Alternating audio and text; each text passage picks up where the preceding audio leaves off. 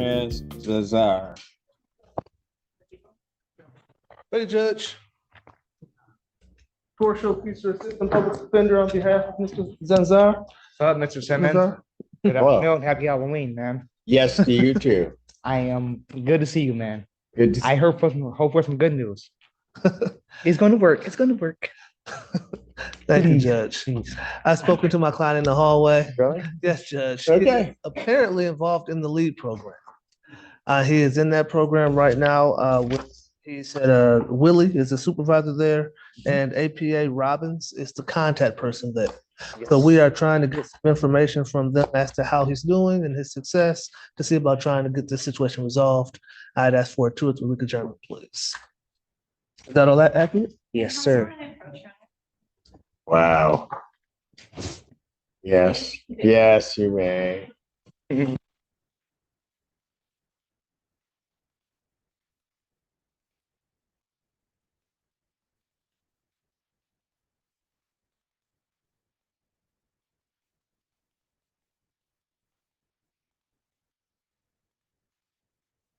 And I know council's got to figure out what's going on with you in the LEAD program and figure all of that out. Yes. If I sent you over for a drug test, are you testing at community corrections?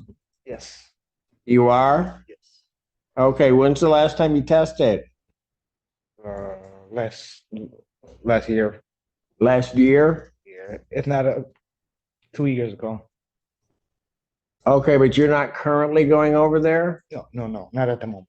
Okay, so let me ask you this. Yes, sir. If I sent you over there today, what's that test gonna look like? I would say negative, meaning good. Okay, so let me ask you this. Is it gonna come back negative? Yeah, maybe. I believe so. By the power of God, I believe it's going to be awesome, man. I believe it will be good. You said maybe it will? No, maybe not. I believe so. Maybe not? I believe so. Okay, let me ask you this. You been using anything that might show up? Now, hold on before you just out and out answer me. I need you to tell me the truth. Because if you don't, you wanted something good to happen today, but if you don't tell me the truth and something comes back, we're gonna have a problem. You didn't tell me if you are using something. You're better to tell him now.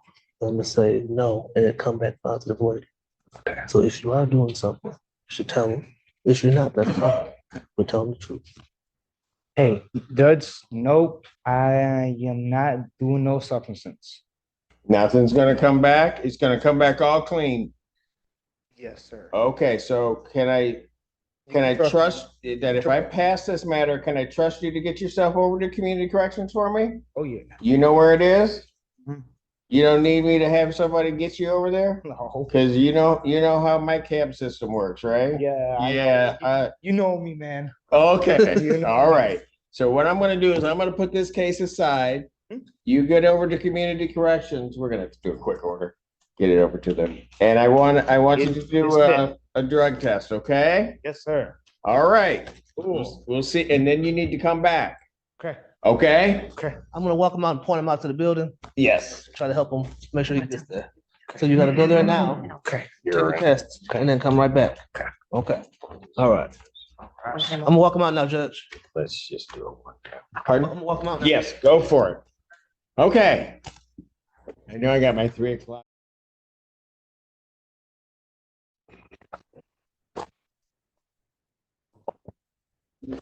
Court does call the case of the people versus Andrew Krupa.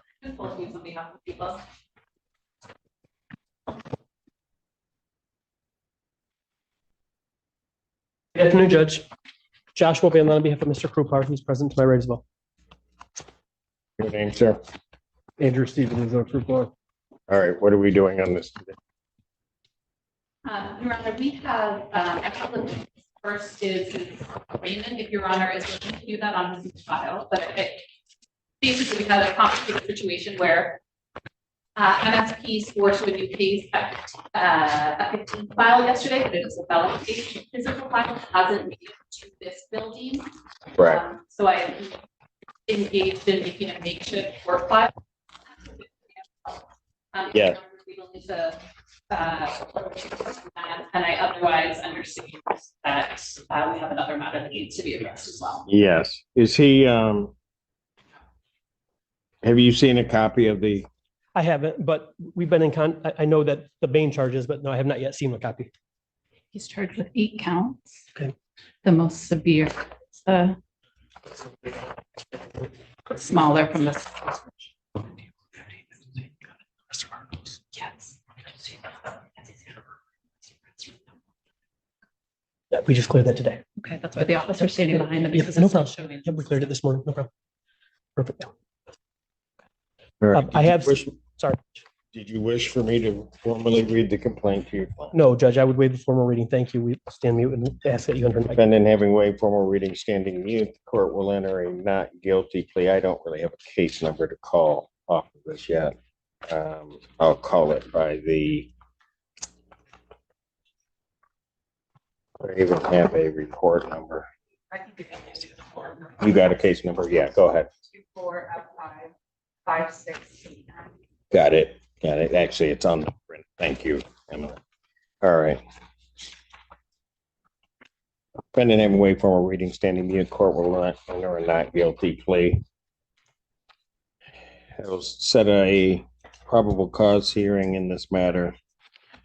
Defendant demanding same for the November 14th.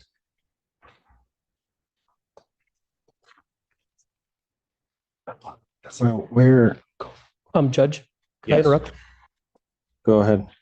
There's a case that's in Macomb. I know that you're about to address as well. That case is also set on November 14th. I'm happy for this one to take priority, but I just wanted to let you know there's also a hearing on that. Well, I'll set this one then for November 21st, Thank you, Judge. 2024.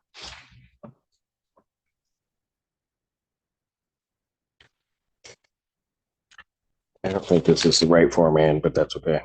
I'll take care of it. It's at 9 a.m. Has to bond in this case. The request be taken into custody and that his bond be set at the amount of 150,000 cash surety. The defendant count 1 is facing up to life in prison for trafficking of over 1,000 or more grams of cocaine.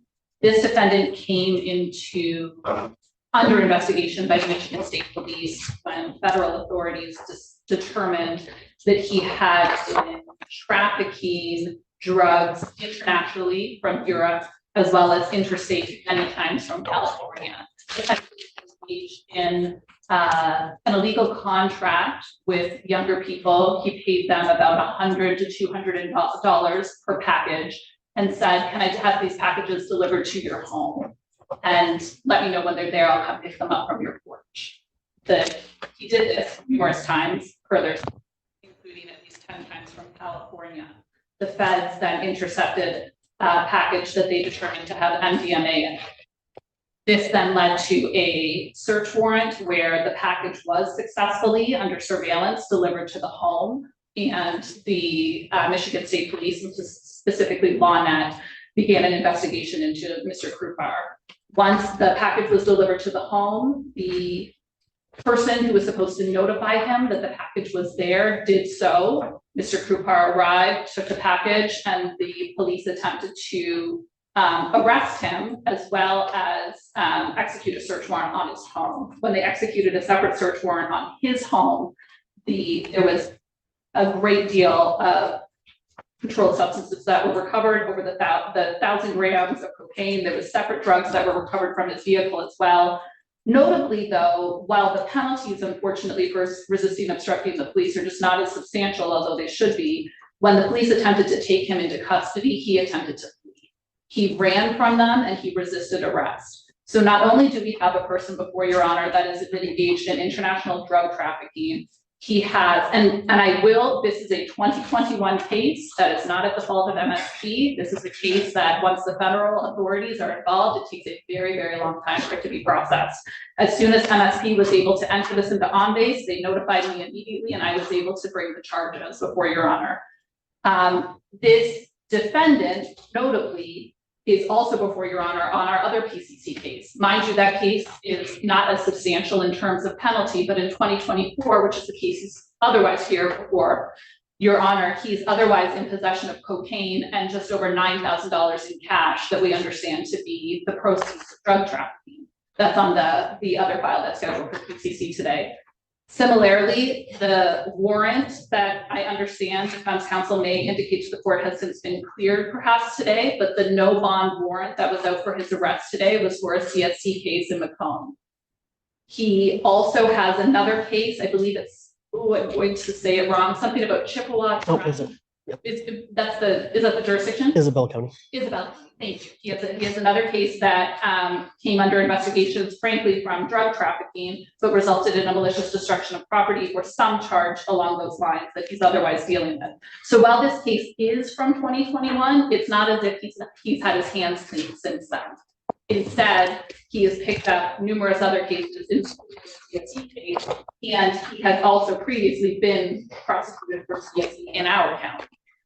So your honor, at this time, our prosecution bond is set at $150,000 cash. I mean, Yes, sure. so I'll work my way backwards a little bit here. The charges in Macomb County, he had a failure to appear on a confusion on dates. We went to the Judge Julie Gotti this morning before we came here, Judge. Actually, this afternoon at 1:30, we appeared before her. She set aside the bench warrant. That case, while it appears to be a CSC case on paper, the CSC charges will be dismissed on November 14th, and he'll end up pleading to a 1 count of use of analogs. So just so we're clear on that, as far as the case that he picked up here, the 2024 case, obviously we were before this court. He appeared before this court every time. He has a bond on that case that this court gave him. This 2021 case is not something that he has run from, despite what may have been, I guess, I'm not saying any false statements were made by Ms. Hughes at all. I'm saying there was an attorney that was involved earlier on with the forfeiture part of this case. And he has been there and has had that attorney until he's now hired me to address this case when it came up. Knowing this case was coming up, Ms. Hughes was kind enough to tell us last time that she was going to be authorizing the charge. He's still here and showing up for court. He has a tether on his ankle right now, and he shows up for court when he's supposed to be there. That may sound undermined by the fact that they issued a bench warrant in Macomb County. Honestly, Judge, it was a confusion of dates, and we cleared that up today. He's got other matters that are going on in Isabella County that he's resolving, and there have been no issues as far as his failure to appear or anything like that. So at this point, Judge, I understand the nature of the charges. I'm at a bit of a disadvantage factually because I don't have any discovery, nor should I at this stage, I guess. So I'll make sure to get that.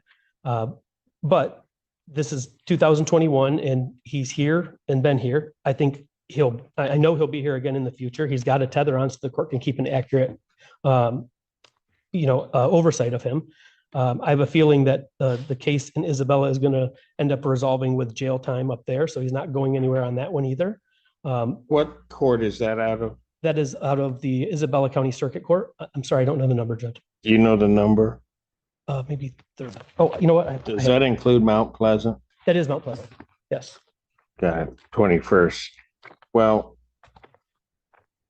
you're saying what's going on with that case? He's being ready to be sentenced on that case. I know the sentencing date is getting, I think, selected, but he ended up pleading to drug charges up there, which his guidelines. Well, there's a problem then. Are you handling that case? Yes. Because there's a warrant for him on that case. And all I knew is that when we went to the sentencing last time, the judge was going to hold the warrant until we can get resentencing done on him. So, and that's because of the confusion on the. Well, when was that? It wasn't within the past week or two. It was, I think it was the day after we were in court here last time. Because I've got a warrant date of 10/18/24. We've been to court since then. I think when we went to court since then, a PSI was issued. And I think that's why, the PSI issued on 10/14. The warrant for the failure to appear on 10/18. And I think we went back before the court either on 21. You're saying they didn't cancel the warrant? I didn't know the warrant had issued. I know the judge initially said he was going to hold the warrant. I didn't know that the warrant had ever actually issued. Maybe it issued. I've got a warrant for, what do you got? Which one are you looking at to confirm the Mount Pleasant one?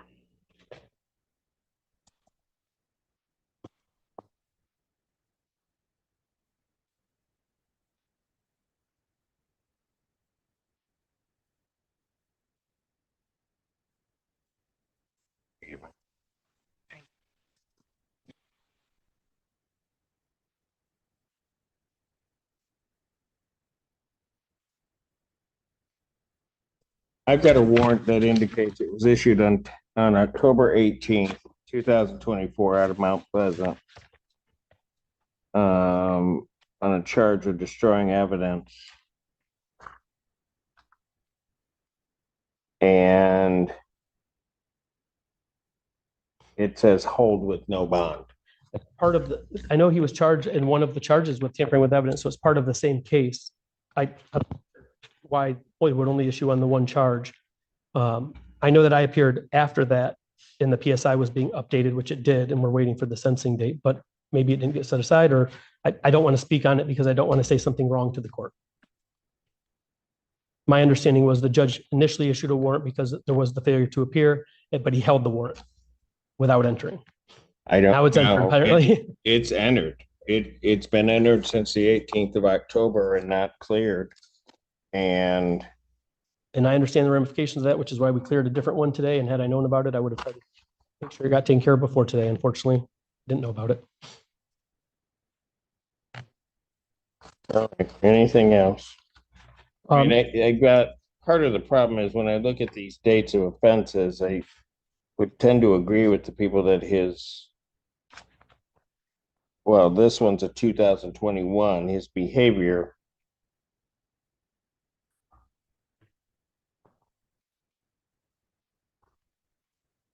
exacerbated itself in a certain respect because got that, and then from 2001, and then the current case that I have, understanding what the people are saying about what he was found with that led to the current charges is extremely troublesome to me. It's also extremely troublesome that the drugs involved in the, if true, that paying young people to transport, in essence, cocaine, methamphetamine, and fentanyl, well, is hugely problematic for Right. me. And then being found later with drugs and a large amount of cash, and then having these other charges where there are warrants and he doesn't seem to deal with what he needs to deal with. So, and Judge, I agree with everything. Not that you're asking me to agree. I just want to make sure you know, had we known about that other warrant, I would have came into this court, made sure it was taken care of. But I understand completely the court's concern. I know the prosecutor's asking Judge for 150,000 cash surety. The only thing that I would ask is if you could add a 10% provision, tether provision. I'm not even sure you can post that, but if you could. well, I don't, quite frankly, I understand what the people are asking for. I don't think that's quite frankly a high enough bond. I mean, I think that this individual is a very dangerous individual, sort of spewing poison out there into our communities, at least as it's alleged, and then doesn't seem to learn his lesson and then is caught again. And I have very serious concerns. He's walking around with $9,000 in cash on this. After he has that I've got a case that at least in terms of some evidence, it's alleged at least that he's destroying. And then there are other charges kind of all over the state of Michigan. This person seems to me to be not only dangerous to the community, but it certainly poses, as the court views it, a flight risk in terms of having the ability to take off. And anything else you want to say before I set bond? No, Judge, and frankly, looking at the charges and everything that you're looking at, I certainly understand where the court's perspective is from. The only thing I would remind the court is he knew about these things coming and he still has been here. Again, the court I know considers that it's just a small portion of its consideration. That's all. If the defendant does post the bond in this case, then he is to be placed back on, if that tether is removed, he's to be placed back on a home confinement tether. If he were to post this bond, I'm going to set his bond. And what are we doing on this case that's before me today? So until I get the discovery on the new case, Judge, I would ask that it be adjourned together, if that's okay. I'll adjourn that out to November 21st, 2024 at 9 a.m. or as it indicates. bond on that matter will continue. Yes, Ms. Hughes. Can I ask for a no contact order as well? There's one for Catherine Davis. If I could request a no contact order for Catherine Davis. No contact with Catherine Davis. And then could I also request a no contact order with Kaylee Aldridge? Give me a spelling. AALEIGH Aldridge ALDRIVGE.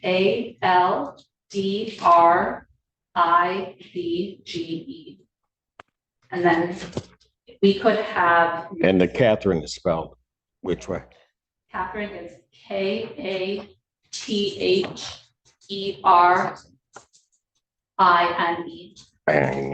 And what was the last name? Sorry. And finally, we could have. Davis was the last name. Put his current address on the record.